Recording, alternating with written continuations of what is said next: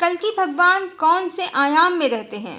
Hello friends, परमात्मा तो ओंकार स्वरूप ही हैं, निराकार, निर्विकार, सर्वव्यापी। यही वेदों का भी मत है, यही उपनिषदों का भी मत है, यही ऋषि मुनियों का भी मत है, यही सूरदास का भी मत है और यही गोस्वामी तुलसीदास जी का भी, और यही मत और विचार आदि शंकराचार्य का भी है और कबीरदास जी का भी है। रामकृष्ण परमहंस और विवेकानंद का भी यही मत और विचार है। युग ऋषि पंडित श्री राम शर्मा आचार्य भी यही मत और विचार रखते हैं कि परमात्मा सर्वव्यापी हैं, निराकार हैं, निर्विकार हैं। हाँ, जब जब धर्म की हानि होती है, यही परमात्मा योग माया से अपनी माया को अधीन करके मनुष्य का शरीर धारण कर लेते हैं। पर पुराण वेदों और उपनिषदों से अलग मान्यता रखते हैं, ऋषि मुनियों महान आत्माओं से अलग मान्यता रखते हैं और इनके अनुसार अलग अलग आयाम में अलग अलग भगवान के स्वरूप रहते हैं। साइंटिस्ट कहते हैं कि ब्रह्मांड में 10 आयाम हो सकते हैं, लेकिन मोटे तौर पर हमारा ब्रह्मांड 3 डायमेंशनल है। पहला आयाम है ऊपर नीचे, दूसरा आगे पीछे, तीसरा है दाएं बाएं, इसे ही 3D कहते हैं या 3D वर्ल्ड।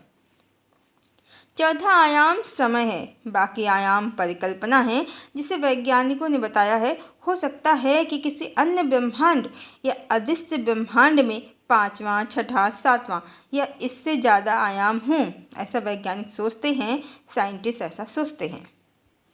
स्ट्रिंग थ्योरी ब्रह्मांड में 10, एम थ्योरी 11 और बोसोनिक थ्योरी 26 आयाम की कल्पना करती है। आयाम का संबंध हम दिशा से लगा सकते हैं। ये तो विज्ञान की बात हो गई, साइंस की बात हो गई। पुराणों के अनुसार 9वें आयाम में वैकुंठ है और यही आयाम सभी आयामों का निर्माण करता है। मोक्ष की प्राप्ति कर हर आत्मा शून्य में लीन होकर इसी आयाम में लीन हो जाती है। फिर 10वां आयाम भी है पुराणों में, जो अनंत है, जो परम ब्रह्म है। यहाँ तक तो ठीक है, भगवान का आयाम भी पता चल गया और आत्मा की गति भी। पर और भी पुराण हैं जो भिन्न विचारधारा रखते हैं इस मान्यता से। इनके अनुसार गोलोक वैकुंठ लोक से 50 करोड़ योजन ऊपर स्थित है और 3 करोड़ योजन में फैला है। गोलोक ब्रह्मांड से बाहर तीनों लोकों से ऊपर ब्रह्म ज्योति में विद्यमान है। गोलोक के वाम भाग में शिवलोक है, जहाँ परमात्मा शिव स्वरूप में विद्यमान है। यहीं पर पुराणों की समझ समाप्त हो जाती है। साइंटिस्ट की बोसोनिक थ्योरी 26 आयाम की कल्पना करती है और पुराण 9वें आयाम के 50 करोड़ योजन ऊपर गोलोक की कल्पना करते हैं। एक पुराण की मान्यता के अनुसार 10वां आयाम ही अनंत है, परम ब्रह्म है और 9वें आयाम में वैकुंठ है, जहाँ आत्मा की गति हो जाती है। पर दूसरे पुराण की मान्यता के अनुसार वैकुंठ से ऊपर गोलोक है, जिसके वाम भाग में शिवलोक है। 10वें आयाम तक ही पुराणों की समझ समाप्त हो जाती है और जो परमात्मा सर्वव्यापी हैं, ओंकार स्वरूप हैं, उनको अलग अलग क्षेत्र अंतरिक्ष में प्रदान कर दिए गए हैं। जबकि परमात्मा सर्वव्यापी हैं, अंतरिक्ष भी उनमें ही स्थित है, ब्रह्मांड भी उनमें ही स्थित है। वो ही ब्रह्म ज्योति हैं जिसमें समस्त जगत स्थित है। परमात्मा से पृथक कुछ भी नहीं है। भगवान श्री कृष्ण अर्जुन से श्रीमद् भगवद गीता में कहते हैं, पिता अहमस्य जगतो माता धाता पितामहा वेदम पवित्र ओंकारा दिक्शाम यजुरेव च। अर्थात इस संपूर्ण जगत का धाता अर्थात धारण करने वाला एवं कर्मों के फल को देने वाला, पिता माता पितामह जानने योग्य पवित्र ओंकार तथा ऋग्वेद, सामवेद और यजुर्वेद भी मैं ही हूँ। और भगवान ये भी कहते हैं कि मया तत्मिदं सर्वं जगत व्यक्ति मूर्तिना मत स्थानि सर्वभूतानि न चाहम तेस्तव वस्थिता।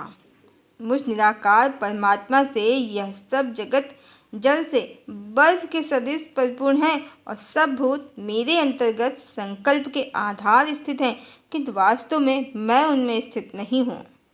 और भगवान ये भी कहते हैं, मत्ता पर तरम नाट्यम कश्चित अस्ति धनंजया मयि सर्वमिदं प्रोतं सूत्रे मणिगरा इवा। हे धनंजय, मुझसे भिन्न दूसरा कोई भी परम कारण नहीं है। यह संपूर्ण जगत सूत्र में सूत्र के मणियों के सदित मुझ में गुथा हुआ है।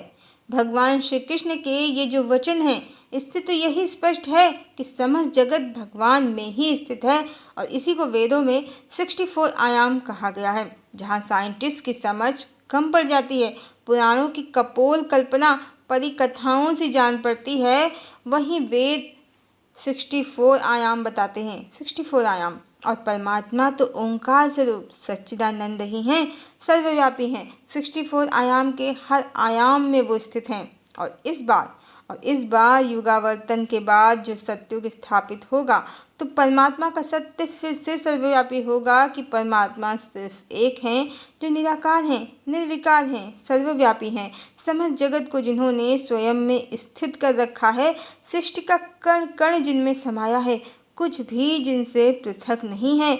यही भगवान कल्कि का आयाम है, क्योंकि वो ही परम ब्रह्म परमात्मा हैं, जो हर स्थान पर उपस्थित हैं। पर ध्यान रहे, परमात्मा सिर्फ एक हैं, यानी कल्कि ही कृष्ण हैं और कृष्ण ही राम हैं। और राम कौन है? वो भगवान विष्णु, जो विष्णु कहलाते हैं। यन्मंडलम सर्वगतस्य विष्णु आत्मा परम धाम विशुद्ध तत्वम। परमात्मा विशुद्ध तत्व हैं, चेतना है, जो सर्वव्यापी हैं। और 64 आयाम क्या हैं? ये हैं 10 दिशाएं, और इन दिशाओं को ऊपर नीचे आगे पीछे दाएं बाएं 6 साइड से भी मल्टीप्लाई कर दें तो ये 60 हो जाती हैं, 60 हो जाती हैं। और ये 60 की जो संख्या है, इसे चारों युगों में समझा जाए तो मिल जाते हैं आपको 64 आयाम। 60 + 4 64 आयाम। चूँकि काल अनंत है, पर फिर भी 4 युगों में डिवाइड है, इसलिए चारों युगों में जो हर स्थान पर उपस्थित हैं, वही परमात्मा हैं। कोई हो न हो, परमात्मा हर स्थान पर हर समय उपस्थित हैं। वेद में वर्णित 64 आयाम यही हैं, और यही वो आयाम हैं जहाँ सर्वशक्तिमान सर्वव्यापी परमात्मा निवास करते हैं, हमारे अंदर भी और हमारे बाहर भी। और इसीलिए भगवान कल्कि को 64 कलाओं से युक्त भी कहा गया है। 64 आयामों में जो सर्वशक्तिमान हैं, वो है परमात्मा। इस तरह सतयुग में मॉडर्न साइंस और पुराणों दोनों की कल्पनाओं का अंत होगा और वेदों में वर्णित परमात्मा का सत्य ही सर्वव्यापी होगा।